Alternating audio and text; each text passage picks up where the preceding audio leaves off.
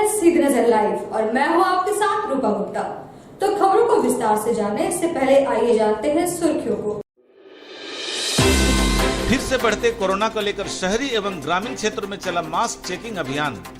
Mask नहीं पहनने पर कई लोगों से वसूला गया जुर्माना। विभिन्न मांगों को लेकर बीमा अधिकारियों और कर्मचारियों ने किया हड़ताल। सरकार की नीतियों के विरोध में जमकर की नारेबाजी। अंबेडकर चौक पर भाजयुमों ने मनाया विश्वासघात दिवस। मुख्यमंत्री पर युवाओं से विश्वासघात करने का लगाया आरोप। और अंबेडकर भवन में झारखंड प्रदेश टूरी समाज ने मनाया मिलन समारोह। झंडा मैदान से अंबेडकर भवन तक निकाली गई रैली।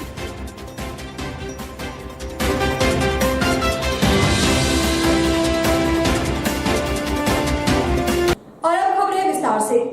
कोरोना के बढ़ते स्टेटस को देखते हुए पुलिस प्रशासन द्वारा गिरिडीह शहर के विभिन्न चौक चौराहों में मास्क चेकिंग अभियान चलाया गया। पुलिस अधिकारियों ने बताया कि पहले लोगों को मास्क पहनने के लिए जागरूक किया जाएगा, बाद में मास्क नहीं पहनने वालों पर जुर्माना भी वसूला जाएगा। कुछ महीने के लिए कोरोना का प्रकोप कम होने के बाद एक बार फिर यहाँ कोरोना का खौफ बढ़ने लगा है। बढ़ते कोरोना की रोकथाम को लेकर गुरुवार को पुलिस प्रशासन ने गिरिडीह शहर के विभिन्न चौक चौराहों पर मास्क चेकिंग अभियान चलाया। अचानक मास्क चेकिंग अभियान चलाने से लोगों में हड़कंप मच गया।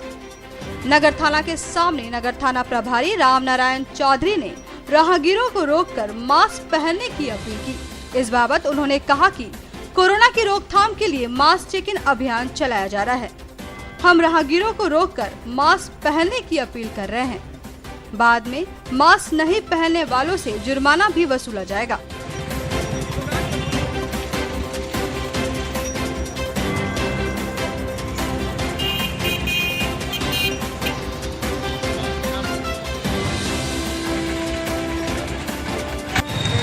सरकार द्वारा चलाए जा रहे अभियान के तहत आम लोग, वैसे लोग जो बिना मास्क के बाजार में घूमते हुए देखे जा रहे हैं, उन पर रोक लगाने हेतु सघन अभियान चलाया जा रहा है। शहर के विभिन्न चौक चौराहों पर बल एवं पदाधिकारी की प्रतिनियुक्ति की गई है। उन्हें रोककर आज चेतावनी दी जा रही है। अगर कल से वो किसी तरह से मास्क में बिना मास्क के पकड़े जाते हैं तो उनके विरुद्ध कार्रवाई की जाएगी, फाइन ठोकी जाएगी और आवश्यकता अनुसार प्राथमिकी भी दर्ज की जाएगी। इधर डीटीओ के नेतृत्व में पचम्मा थाना के समीप मास्क चेकिंग अभियान चलाया गया। इस दौरान मास्क नहीं पहनने वालों से जुर्माना भी वसूला गया।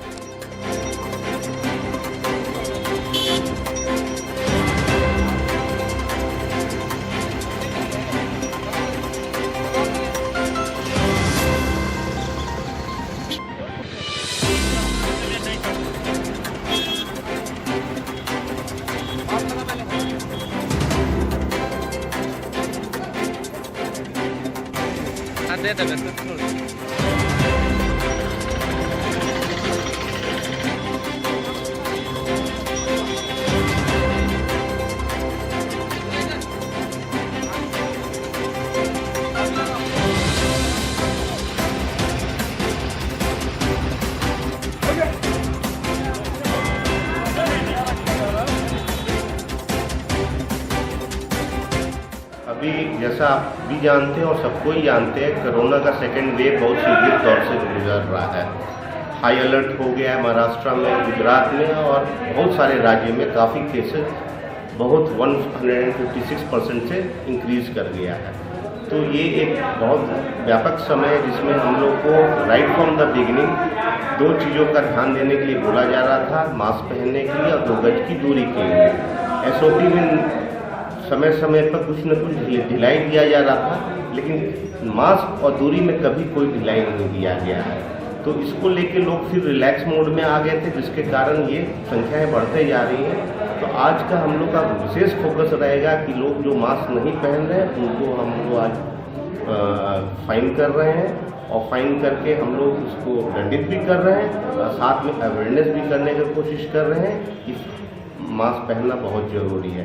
और आगे भी ये अभियान को हम लोग चलाते रहेंगे और लोगों से अपील हम करेंगे कि जो भी लोग हैं मास्क जरूर पहने। और झारखंड सरकार एवं पुलिस अधीक्षक महोदय गिरिडीह के निर्देशानुसार पचम्मा थाना अंतर्गत विभिन्न जगहों पे मास्क चेकिंग अभियान चलाया गया, जिसमें 2 व्हीलर, 4 व्हीलर एवं ट्रक सभी पैसेंजरों से एवं बस के सभी पैसेंजरों से अनुरोध किया गया एवं ड्राइवर एवं कंडक्टर से अनुरोध किया कि कल से और आज से अभी से सभी लोग सैनिटाइज़र और मास्क लेके चलेंगे। बसों में भी ये जितने भी मास्क हैं, जितने पैसेंजर हैं, सबसे अनुरोध करेंगे वो कि मास्क पहने और कोरोना के इस बढ़ते संक्रमण को रोकते हुए इस पे मास्क हमेशा पहनते चलें। इधर भाकपा के वरिष्ठ सदस्य नौशाद अहमद चांद ने शहर के कई क्षेत्रों में लोगों के बीच मास्क का वितरण किया।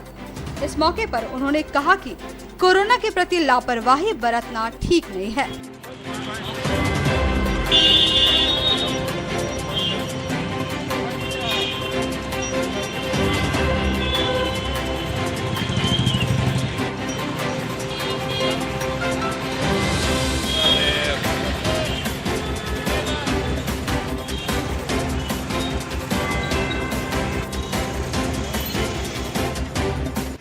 फिर से बढ़ने लगा है, इसके लिए सरकार का आदेश आया है और सरकार के आदेश से हर मोड़ पे चेकिंग लगा है।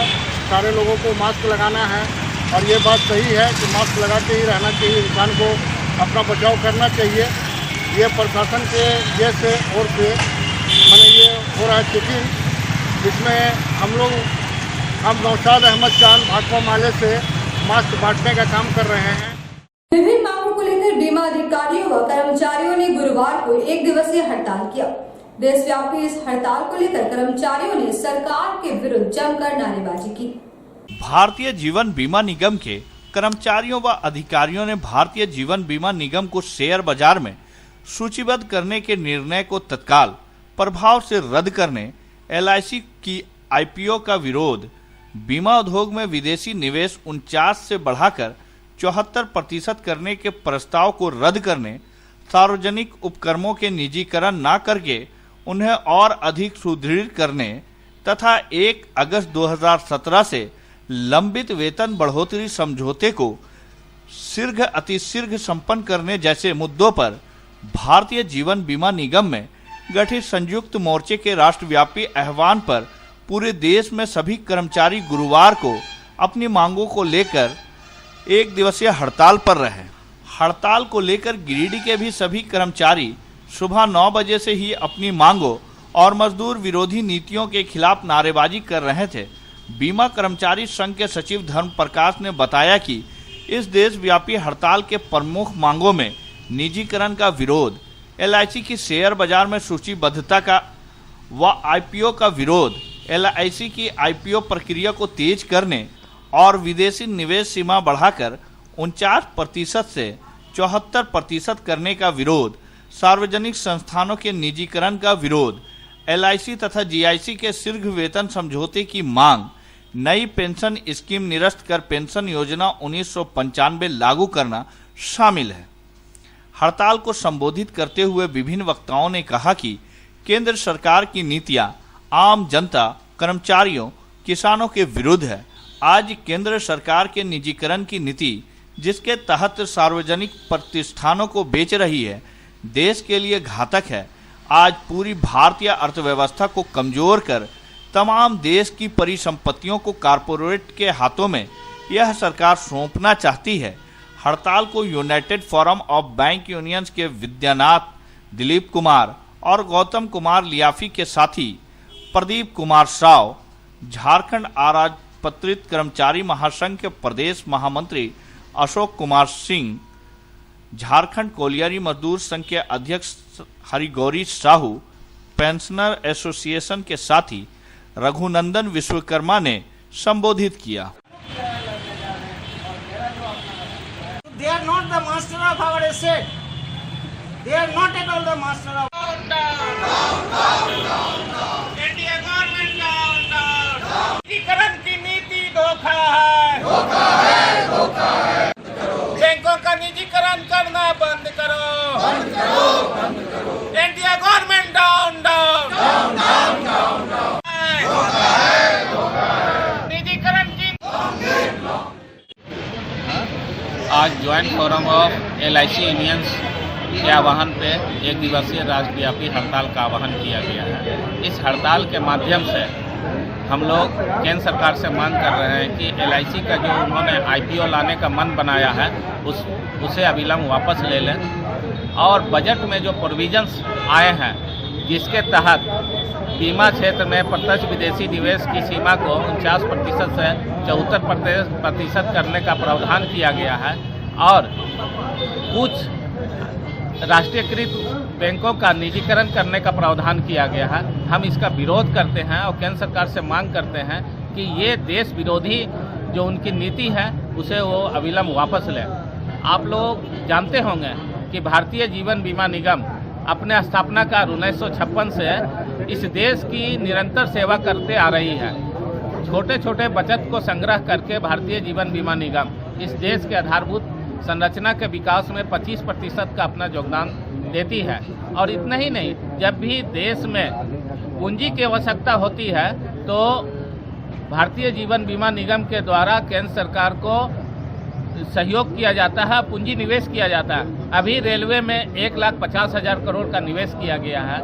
जब IDBI बैंक की स्थिति खराब हो गई तो LIC ने 72,000 करोड़ रुपया निवेश करके IDBI बैंक को बचाया है। और ऐसी कई योजनाएं हैं जिसमें LIC निवेश करती है।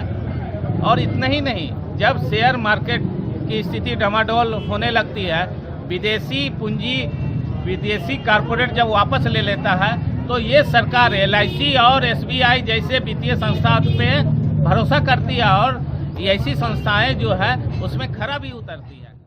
अपना कर्मचारी संघ समेत LIC के 3 और यूनियन ने 1 दिवसीय राष्ट्रव्यापी हड़ताल का आह्वान किया है। इसमें LIC के तमाम कर्मचारी अधिकारीगण ने भाग लिया है। इस हड़ताल के द्वारा हम सरकार द्वारा LIC के IPO के माध्यम से जो निवेशीकरण की नीति है उसका हम विरोध कर रहे हैं। LIC के स्थापना का उद्देश्य देश की जनता की बचत को संग्रहित कर देश के विकास में उपयोग करना था और इस उद्देश्य में LIC 100% खरी उतरी है। भारतीय जनता युवा मोर्चा द्वारा अम्बेडकर चौक पर एक धरना देकर विश्वासघात दिवस मनाया गया। इस दौरान भाजपा नेताओं ने मुख्यमंत्री हेमंत सोरेन को युवाओं के साथ विश्वासघात करने का आरोप लगाया। भारतीय जनता युवा मोर्चा द्वारा झारखंड सरकार के खिलाफ बुधवार को विश्वासघात दिवस मनाया गया। इस दौरान हेमंत सरकार की गलत नीतियों के खिलाफ भारतीय जनता युवा मोर्चा ने गिरिडीह के अम्बेडकर चौक पर 1 दिवसीय धरना दिया। इस दौरान पार्टी के नेताओं व कार्यकर्ताओं ने हेमंत सरकार को जमकर कोसा। साथ ही नेताओं ने हेमंत सरकार पर युवाओं को छलने का आरोप भी लगाया। मौके पर सांसद प्रतिनिधि दिनेश यादव, रागिनी लहरी, एजाज अहमद सोनू, अल्पसंख्यक मोर्चा के अध्यक्ष जाकिर हुसैन खान उर्फ छोटू, यदुनंदन पाठक, कामेश्वर पासवान, प्रकाश दास, संजीत सिंह पप्पू, जितेंद्र सिंह सहित काफी संख्या में पार्टी के नेता व कार्यकर्ता मौजूद थे।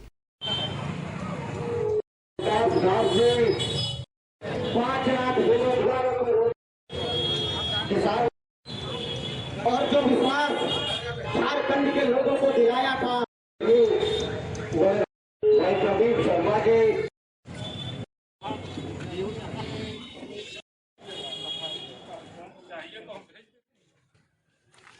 विश्वासघात दिवस पूरे राज्य के जिला मुख्यालय पर भारतीय जनता युवा मोर्चा के द्वारा माननीय हेमंत सोरेन की सरकार के द्वारा जो युवाओं के साथ छलावा किया जा रहा है, उस छलावा के विरोध में हम सारे युवा मोर्चा के लोग यहाँ के स्थानीय युवाओं के साथ एक महाधरना में बैठे हुए हैं।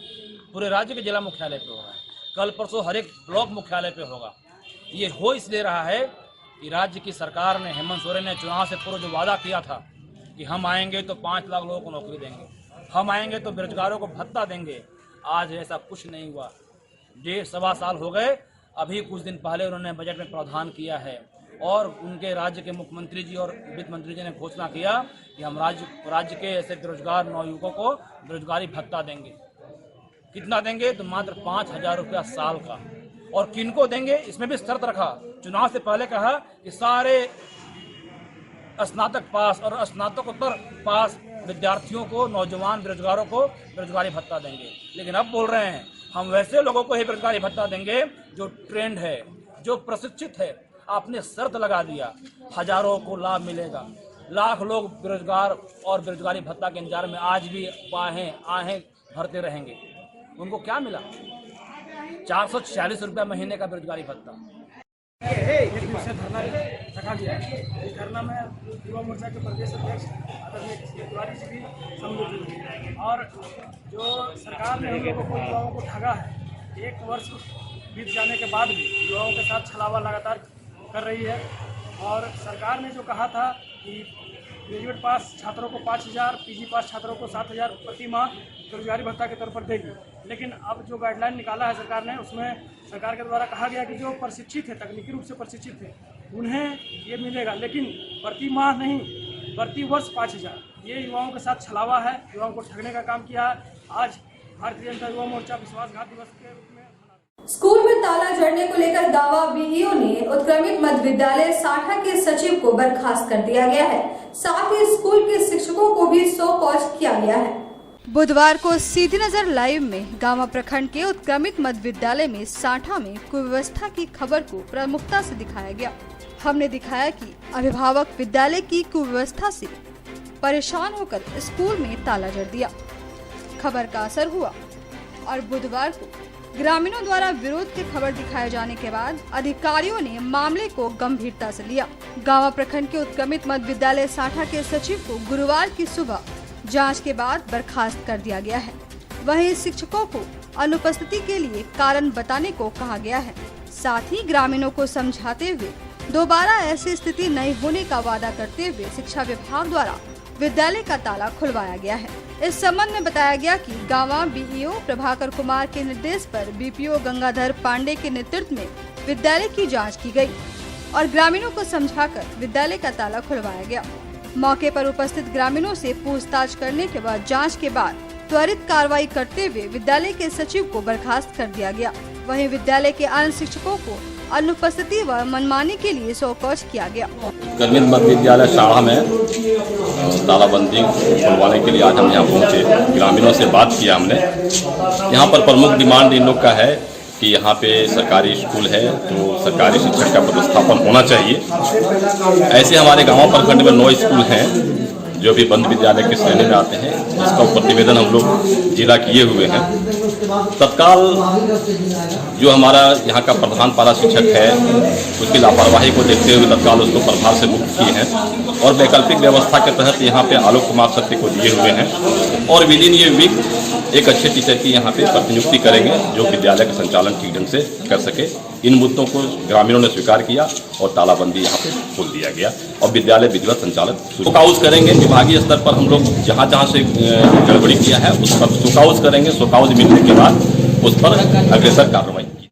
बगोदर सरिया के प्रभारी एसडीएम सैयद रियाज अहमद ने कई मिठाई दुकानों और लाइन होटलों में जाकर बगैर फूड लाइसेंस की दुकान संचालित करने वालों पर जुर्माना लगाया है। साथ ही उन्हें प्रावधान के तहत दुकान संचालित करने की हिदायत दी है। बगैर फूड लाइसेंस के होटल चला रहे लोगों पर प्रशासन ने शिकंजा कसना शुरू कर दिया है। बुधवार को एसडीएम सैयद रियाज अहमद के नेतृत्व में बगोदर के विभिन्न मिठाई दुकानों समेत लाइन होटलों में फूड लाइसेंस की जांच करते हुए छापेमारी की गई। इस दौरान होटलों में फूड लाइसेंस नहीं होने को लेकर होटल के संचालकों के ऊपर जुर्माना भी लगाया गया, जिनमें बगोदर के 5 होटलों से 50,000 जुर्माना राशि लगाई गई।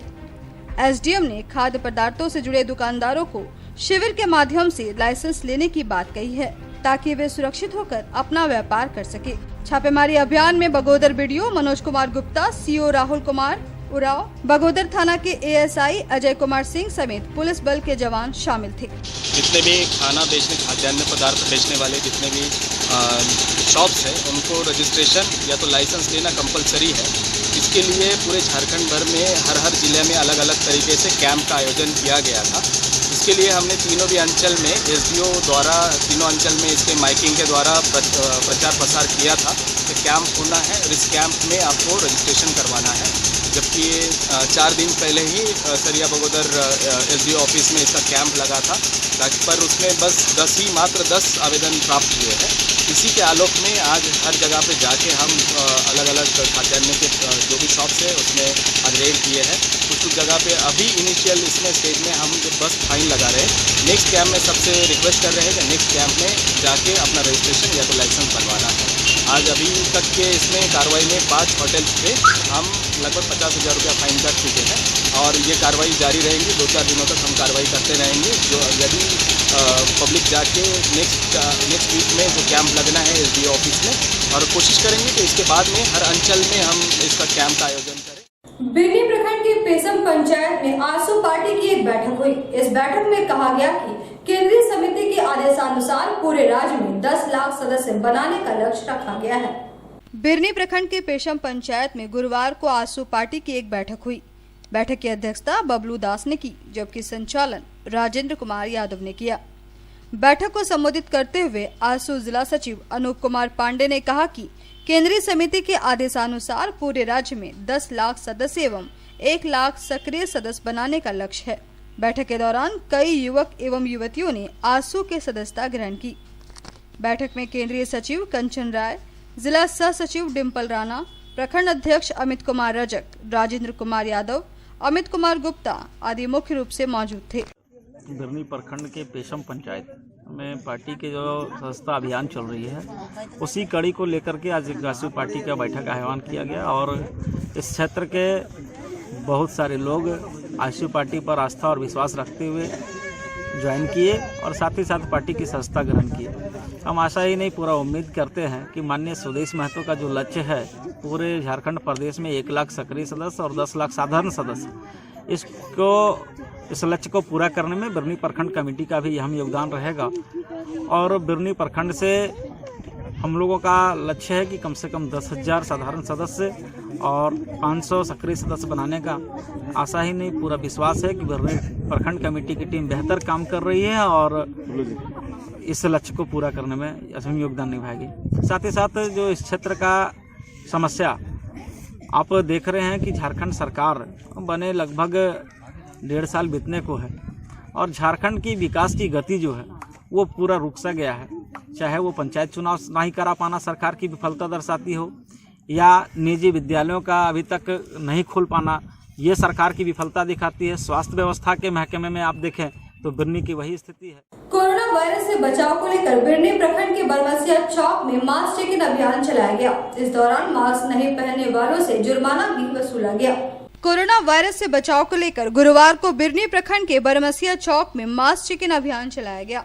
इस दौरान मास्क नहीं पहनने वालों से 500 रुपए जुर्माना भी वसूला गया। बरमसिया के मखमार्गों में भी मास्क चेकिंग अभियान चलाया गया। बस एवं कार से आने वाले लोगों को भी मास्क पहनने की हिदायत दी गई।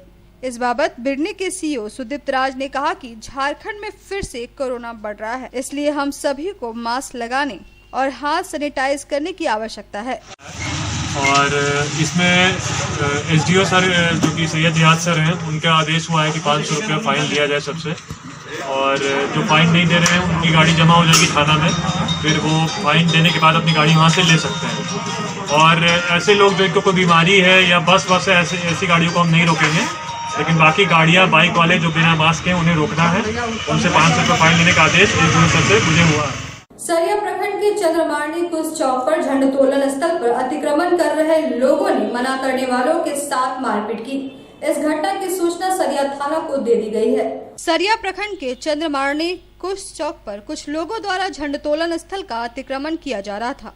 जब लोगों ने इसका विरोध किया तो अतिक्रमण करने वालों ने उनके साथ मारपीट की।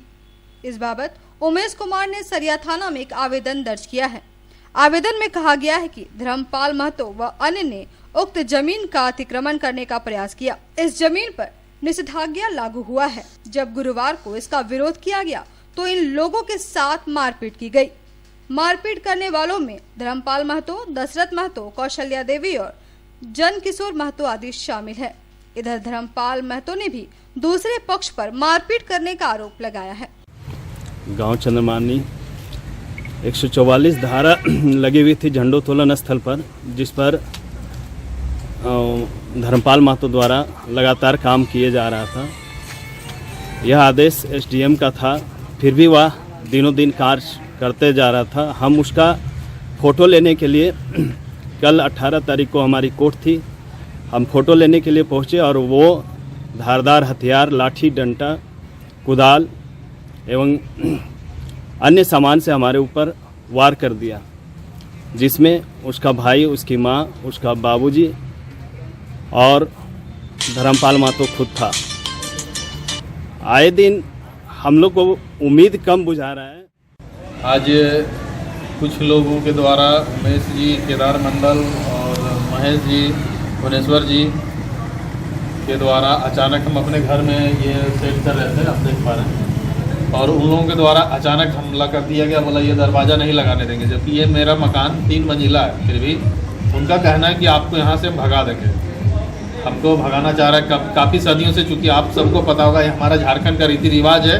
किसी भी व्यक्ति को अपने ननिहाल या फिर जैसे कि किसी व्यक्ति का जैसे जिसकी बेटा ना हो, उसको बेटी हक और अधिकार हमारे भारत सरकार के द्वारा लॉ में दिया गया है। बेटा और बेटी का समान हक और अधिकार है। लेकिन यहाँ के कुछ लोगों के द्वारा हमारे पिताजी, हमारी दादी जी वाली इकलौती बहन थी, उनका कोई भाई नहीं था। उनका अपना ये घर है जहाँ उनका खतियान है, सारा कुछ है।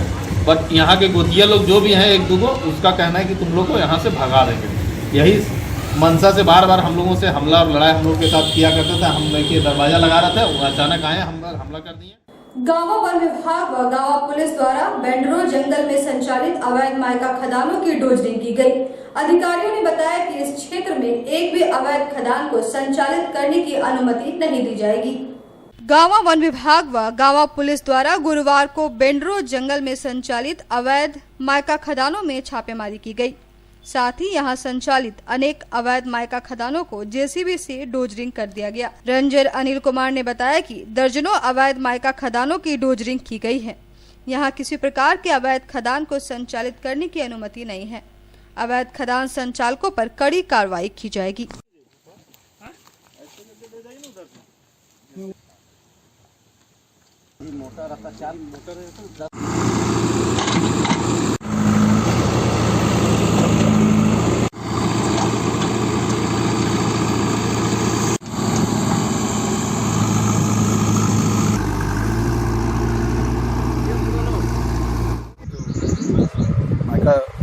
उत्खनन में कार्य किया जाता है बेंड्रो में, संबंधित शिकायत मिल रहा था।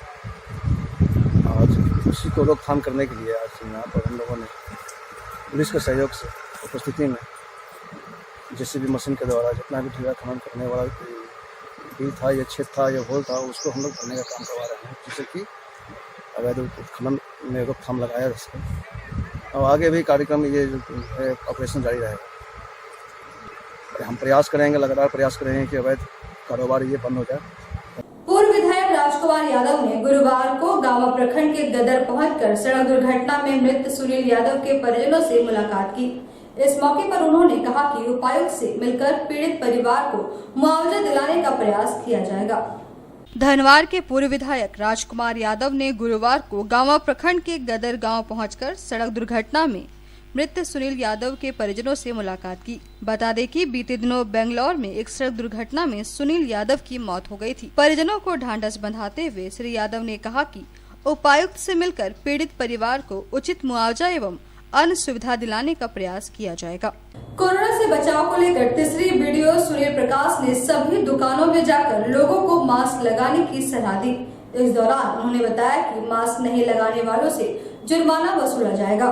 कोरोना से बचाव को लेकर तीसरी वीडियो सुनील प्रकाश ने गुरुवार को तीसरी के विभिन्न छोटे बड़े दुकानों में जाकर लोगों को मास्क लगाने की सलाह दी। उन्होंने बताया कि जिला प्रशासन के आदेशानुसार 18 मार्च से एक बार फिर से मास्क चेकिंग अभियान चलाया जा रहा है।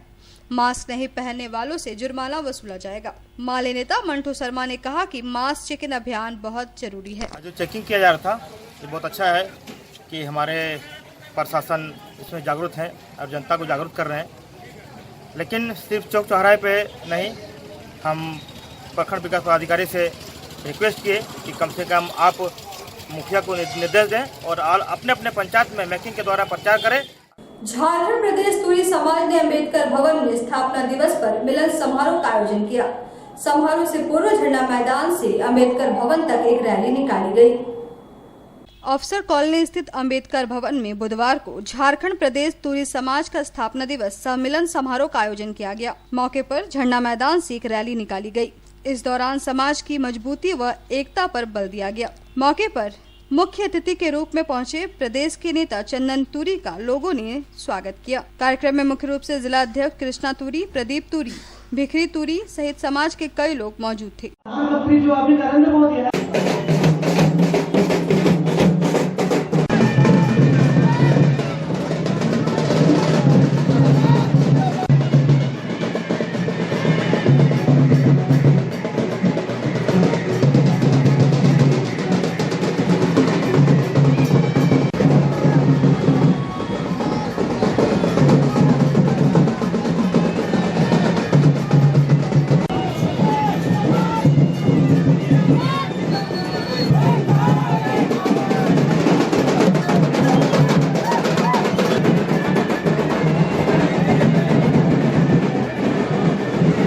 सबसे बड़ा पावर दिया है बाबा साहब, तो सिर्फ वोट देने का अधिकार को।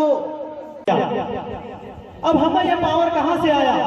हमारा जो समाज में जो कुरीतियां हैं, जो सबको बराबर अधिकार दिया। सन 1919 में साउथ अभी मंच पर आए प्रदेश अध्यक्ष महोदय से मेरा आग्रह है। आज झारखंड प्रदेश सूरी समाज का स्थापना दिवस 43 ईयर्स हो गए हैं। मैं सूरी समाज का जो संगठन चल रहा है, हमारा जो देश जो है आज़ादी लगभग 70 साल बीत गया, हम लोगों को ऐसी रिजर्वेशन में रखा गया है जो कि 70 साल बीतने के बाद भी इस रिजर्वेशन का फ़ायदा जो है हमारे समाज में 0.1% तक भी नहीं हुआ। हमारे समाज में पढ़े लिखे लोग हैं, पढ़े लिखे लड़का हैं, लेकिन जो है हम लोग उस जगह पर पहुंचने के लिए हम लोग फूल कलाम उतना नहीं लगा पाते हैं। इसलिए हम लोग चाहते हैं कि 1947 के पहले हमारा समाज आदिवासी में था, इसलिए हम लोग चाहते हैं कि तुरी जाति को पुनः आदिवासी में डाल देने से हम लोगों का विकास ज़्यादा बेहतर। तो आज के इस अंक में बस इतना ही। हम फिर मिलेंगे अगले अंक में कुछ और खबरों को लेकर। तब तक ले दीजिए हमारी पूरी टीम को इजाजत। नमस्कार।